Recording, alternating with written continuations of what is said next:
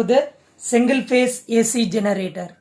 A single phase AC generator that is the armature conductor connected in a series. So that is the form of the single circuit is generate the single phase alternating EMF. So it is called the single phase alternator. Here the single turn of the rectangular loop, that means it is the PQRS. That loop is mounted on the stator. The field winding is fixed inside of the stator. It can be rotated about the axis. But perpendicular to the plane of the paper. அப்போ நம்ம இங்கே என்ன பண்ணிடுறோம்னா stator ஸ்டேஷனரியாக இருக்குது, field winding என்ன ஆகுதுன்னா rotate ஆகுறது.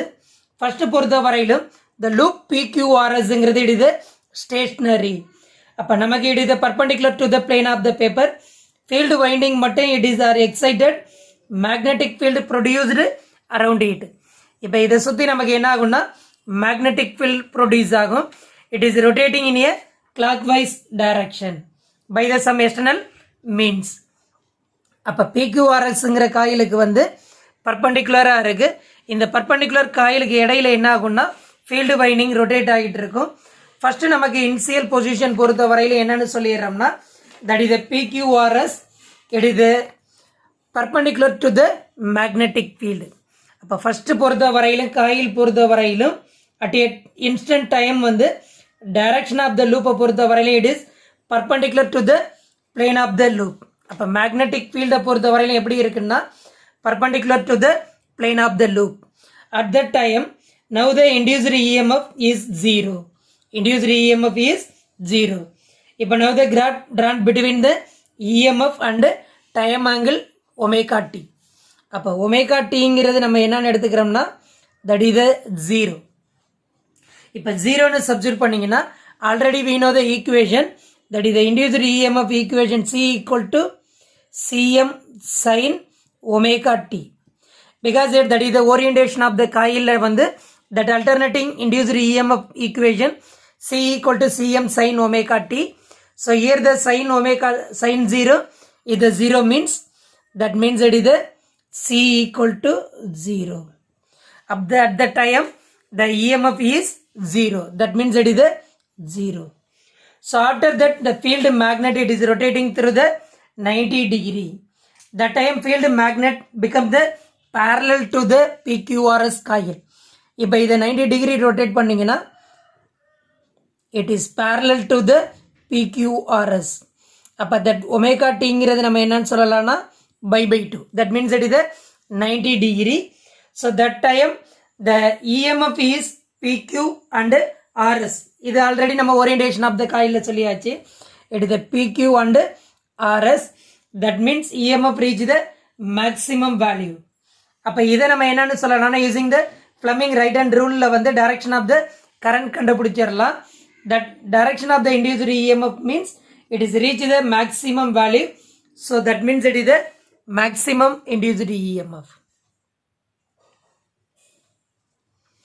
So after that rotation of the 180 degree that field magnet நமக்கு என்ன ஆகுதுன்னா 180 degree rotate ஆகுது. அப்போ நமக்கு again it is the perpendicular direction. அப்போ perpendicular directionல வந்ததுன்னா ஆட்டோமேட்டிக்காக நமக்கு வந்து ஒமேகா டி பைங்கும் போது it is the C equal to 0. Here the C equal to Cm. That means it is the maximum value. sin 90 substitute பண்ணோம்னா it is the value 1. அப்போ C equal to Cm.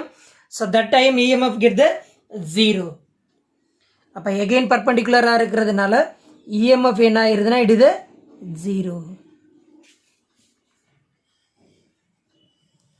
அப்போ first 0 பொசிஷன்லேருந்து பர்பண்டிகுலராக இருக்கும். அடுத்தது பேரலாக இருக்கும்போது it is the maximum.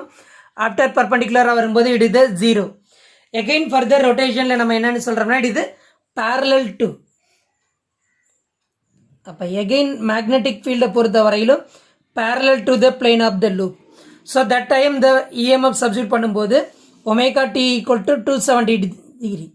That is the 3/2. அப்போ 270 போது நமக்கு என்ன ஆகும்னா it is a negative. So that means that is the induced EMF means that is the negative maximum peak value. After the further rotation, the magnetic field reach the 360 degree. Omega t equal to 2 pi. That means C equal to minus Cm. So further rotation means C equal to 0. So now the time induced EMF is maximum negative direction. After that it is moving in a another rotation means induced EMF is 0. So here it is produced the complete one rotation 360 degree means the induced EMF become the 0. So that point is the representation at the D.